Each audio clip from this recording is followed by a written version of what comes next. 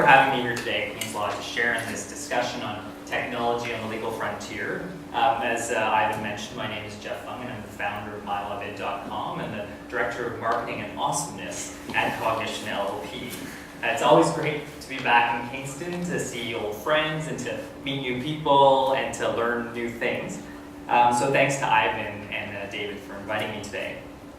I think the law students for technology and innovation is a great idea, and I'm glad to see that law students are engaging in this discussion. It's great to have people like Ivan and David who are passionate about this, leading the charge. So it's an honor to be speaking here today with distinguished speakers such as Jordan. Jordan has written a lot on the evolution of the legal services market, and he has some very important insight, which I will be referring to in my presentation. So I recommend, the piece that I've been reading is his evolution of the legal services market, and you can find that online, you can Google that. Karen's contribution is really interesting as well. She co-directed a report with the Canadian International Council on Intellectual Property, and that will help provide direction, there it is, on how Canada should deal with its IP and in particular with patents. So I look forward to hearing more from both of them later on today. So on to the topic that I'm talking about today. The changes in the practice of law are happening thanks to advancements in technology. And some of you might be thinking, how does this affect me? What are my options after articling if I don't want to work at a large firm? What if I'd like to work in a small town? And what options are out there for entrepreneurial types? Well, starting your own firm may be a viable option, more so than it was 10 years ago. So today I'll be talking about how technology has made it easier for you to start your own practice and where things may go from there.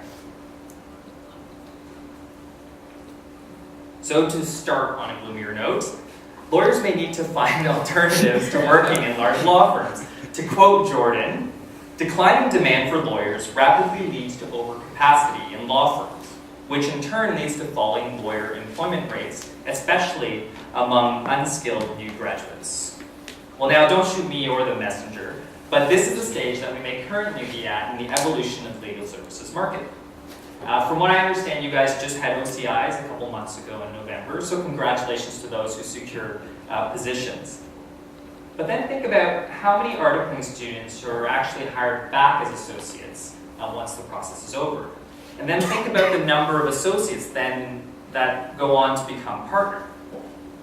True, attrition is required for stable growth in the profit per partial ratio, which Jordan was talking about earlier.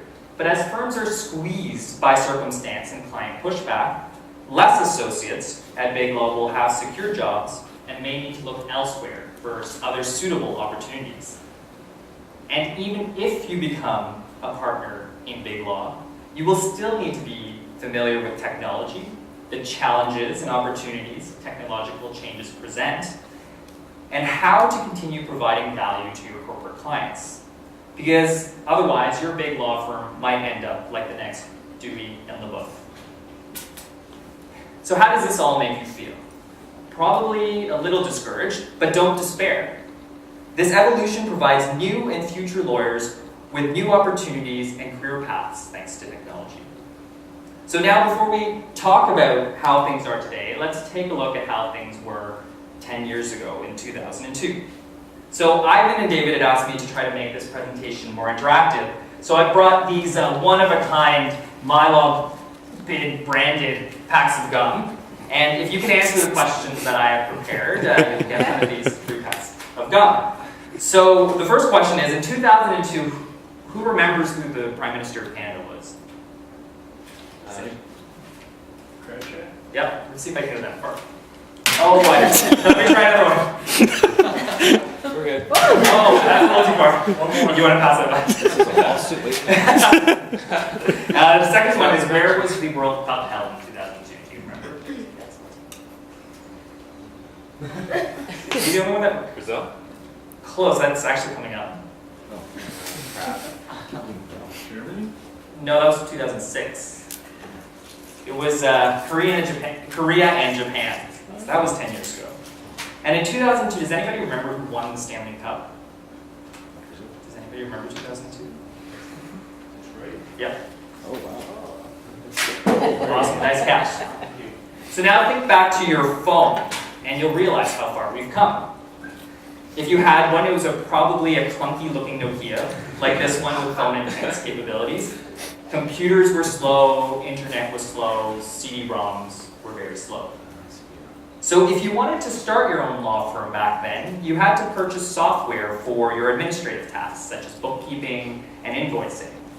You had to insert the CD from this software and upload it onto your slow computer in your home office or work office. In fact, you probably only had a work office and you could only work at those 2 locations. If you wanted to store documents electronically and host a website, one of your limited options was to buy and run your own server. So today, as you're living it, you can see how technology has made our lives faster, easier, and more connected. Tablets, smartphones, ultrabooks, 4G networks, social media, SaaS, the list goes on and on. So now how does this make it all easier for you to set up your own practice? According to Professor Richard Susskind, back office technologies generally attract the bulk of law firms' investment in IT. But does it have to be the same way for small firms and sole practitioners? With the expansion of the internet and the advent of an increased availability of software as a service or SaaS products, which are services offered through the cloud, the startup costs of starting your own practice decrease dramatically when you don't have to pay the costs. So software licenses, servers, or IT staff. Plus, when you're paying nothing, the upfront costs of starting your own practice are dramatically reduced. Free and freemium SaaS products help you perform business functions and may include Wave accounting for accounting, FreshBooks, at least your first 3 customers, for invoicing, Box, Dropbox, Google Drive, Evernote, SkyDrive, there are lots of them, for data storage, Capsule for managing clients and prospective clients, Skype, so that you don't need phones or conference call equipment anymore, and WordPress, for example, for starting your own website, to name a few of these examples. The great thing about the freemium model for you if you want to start your own firm is that it's free until you'd like to add additional functionalities, additional users, or reach a larger audience. So at that point, you can pay. Otherwise, if it's not very helpful to you in your practice, you can stop using it and move on to something that can help you complete the task. Second, the cost of marketing yourself has decreased. Will you still spend money on lawyers, associations, and attend networking events? Probably. Will you spend money on ads in magazines, newspapers, and billboards? Probably not as much. I think it's safe to say that most of us in this room are regular users of social media. So, are there bloggers and commentators who aren't part of standard media companies that you would say influence you and whose opinions you trust? I would think so. So using a legal example, who here has heard of Omar Ha-Redeye? Some people. I guess from the some people who raised their hands, what's the name of his blog? Are you guys familiar with the name of his blog? It's Law is Cool. And to what Canadian law blog is he a major contributor to? What was it, Jordan? Slaw. Awesome. So Omar has done an excellent job of leveraging social media and blogging. He's got his name out there to the legal community and the public, all for a fraction of the price that marketing usually costs. And lawyers can do the same thing with marketing their legal services. For example, in the startup market, I can think of 2 examples that come to mind. Rob Hyndman and Suzanne Dingwall. You can check them out and check out their blogs. And in other areas of law, such as employment law, there's someone named Stuart Rudner. You can check out his Twitter feed as well. They are providing interesting sort of tips on their different markets and sharing them with the public, and those act as great sort of inbound marketing efforts. So finally, the last point, flexibility. You have the freedom to work from anywhere.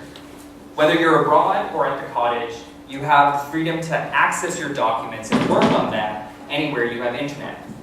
Query whether that's actually a good thing for you personally, but it can definitely give you the flexibility so that you can still be physically away, but plugged in at times that are convenient for you to work.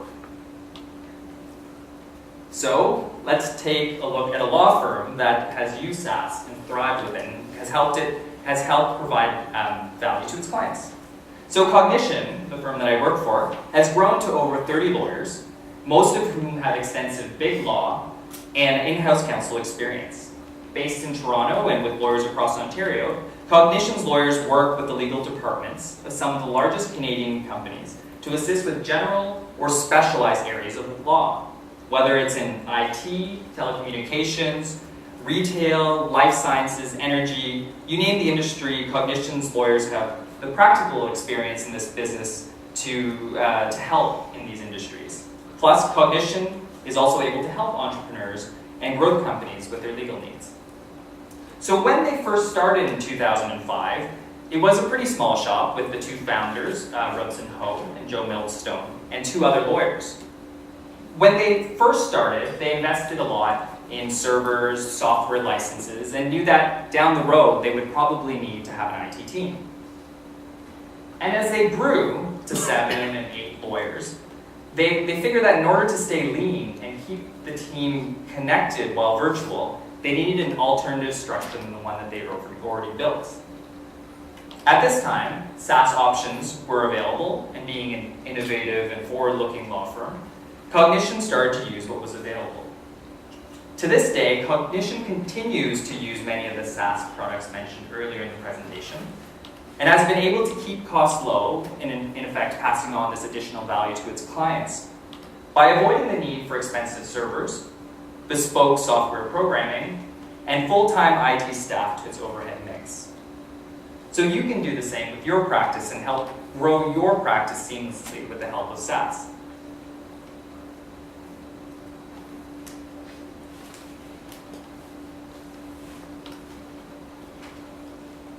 So now, efficiencies in freemium SaaS are great, but without clients, your practice isn't really going to go anywhere.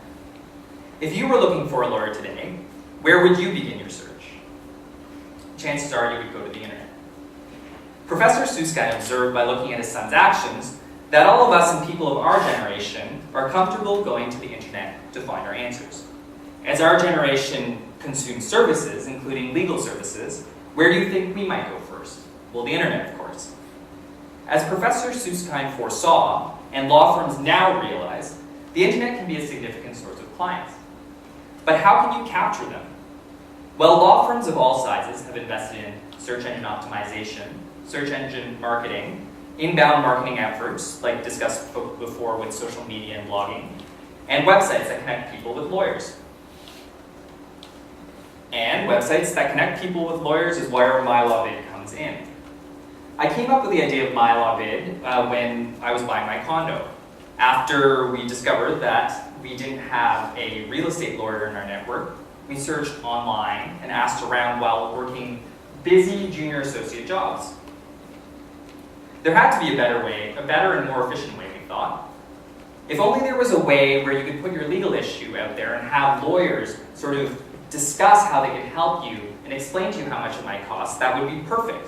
So 2 years after I practiced a bit, I decided to go full steam ahead with the idea and left private practice in order to work full-time on MyLawBid. So over the past year, MyLawBid has processed hundreds of inquiries and helped to inform and connect hundreds of people with lawyers. It's also been an effective business development tool for lawyers. One lawyer, for example, was able to retain a few clients after only a few weeks of being a member. Now, looking at the data that we've collected, based on the organic search results for how visitors found MyLawBid, there are a lot of people going to the internet first to find information about legal services and ultimately to retain a lawyer. In fact, about 2/3 of all of our traffic comes from search engines.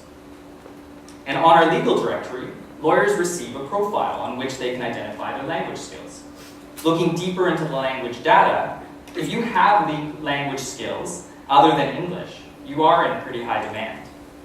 In cities like Toronto and Vancouver with large immigrant communities, these communities are in need of legal services provided in their languages. So maybe this would be part of your value proposition as a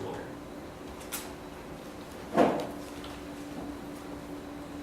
So now that you've set up your firm and you have clients contacting you for your legal services, you will need to start creating your own niche whether it's in a specific area of law, whether it's a mix of law and non-legal services together, or if it's providing legal services in another language other than English, because you speak that language fluently.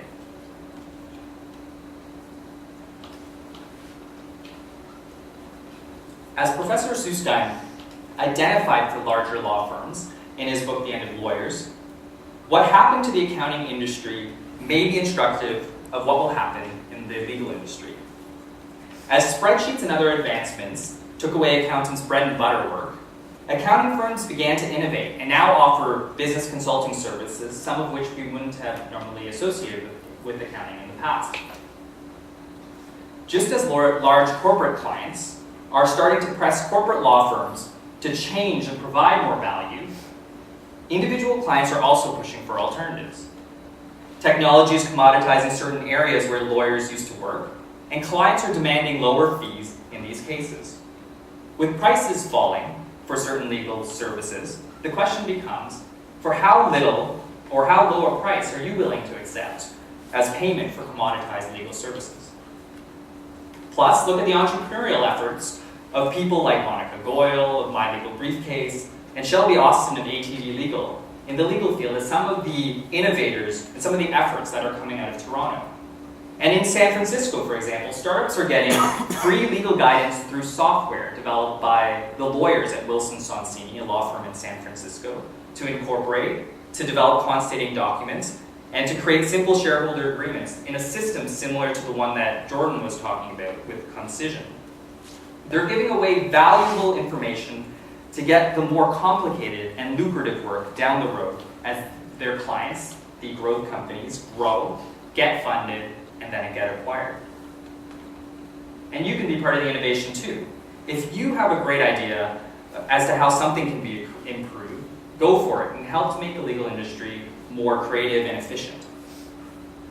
Plus, technology is getting more mobile friendly as we access the internet with our smartphones. What's next? Will Google Glass change the way we practice? Will our practices become completely virtual, where we never meet any of our clients in person? Will artificial intelligence replace our need for legal assistants, directors of marketing and awesomeness, and maybe even lawyers? Will the Leafs ever win a Stanley Cup?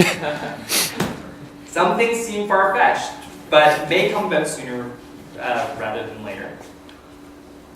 So in the meantime, what can you do? According to prognosticators, you will need to become familiar with the technology and embrace it. Use it to become more efficient. You will need to collaborate and work on a more project-oriented basis with other lawyers in different areas of law and potentially across jurisdictions. You will need to develop a niche, like we talked about earlier. And you may need to incorporate non-law services that complement the legal services that you provide. And finally, you'll need to align your motivations with those of your clients. As lawyers, it's an exciting and terrifying experience to participate in the evolving legal services market. To provide value to our clients, whether corporate or individual, we will need to stay one step ahead of technology. There are still areas that technology can't replicate. Well, not yet, at least. Thank you very much for your time.